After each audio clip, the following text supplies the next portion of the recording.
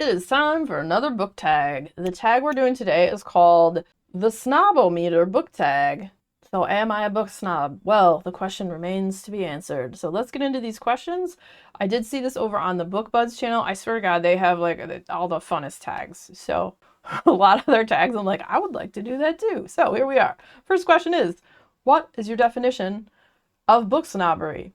To me, I kind of think of it as like people who are gatekeepers, which I don't like. Don't be a gatekeeper. Don't look down on people who don't read the same books as you. Like, I think that's another thing too people do. Like, they look down on you if you don't read specific books. Like, if you're not reading the classics or you're not reading great works of literature, whatever. I don't know. That's kind of how I view it. Question number 2. Is there a genre or type of book you would never consider reading? Such as, would you ever read a romance? Or if you regularly read romance, would you ever try a science fiction novel? Past me would have probably said romance. That's past me. That's like when I was freaking a teenager and I was like, I like all music except for country, which is false because I definitely like some country music, which is something I learned as I got older. There is no genre that I would not try.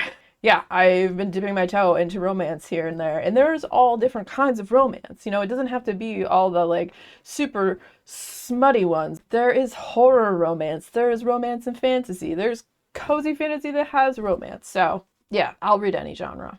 Does erotica count as literature? Literature is defined as written works, like a work that has been written. So basically a book, something set to page. So therefore, if erotica is written, it's literature.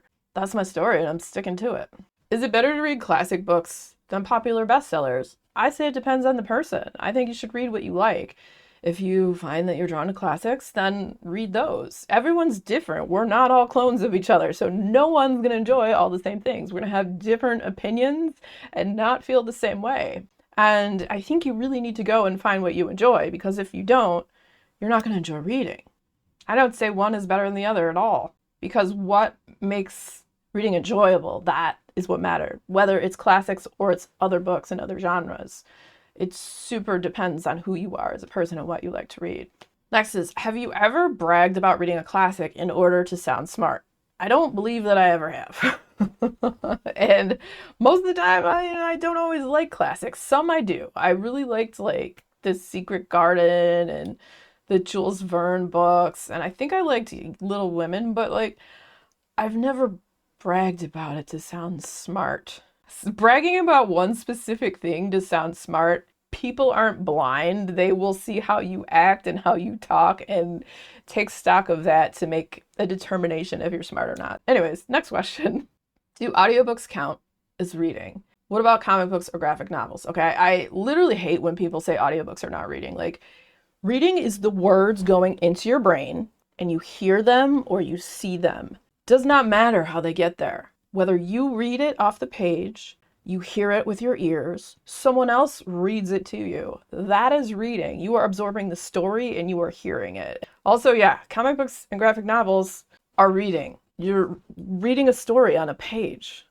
Absolutely. Have you ever looked down on someone for reading a popular fluff book, a book with little substance to it? For example, a self-help book or celebrity memoir.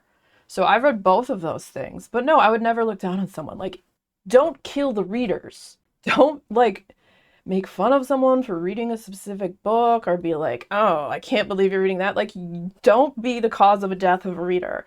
If they're reading those and they enjoy that, like, that's special. I would never look down on that.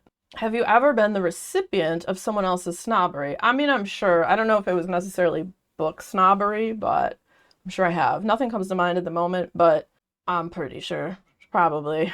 Next is, would you ever be friends with a snob? Maybe you already are.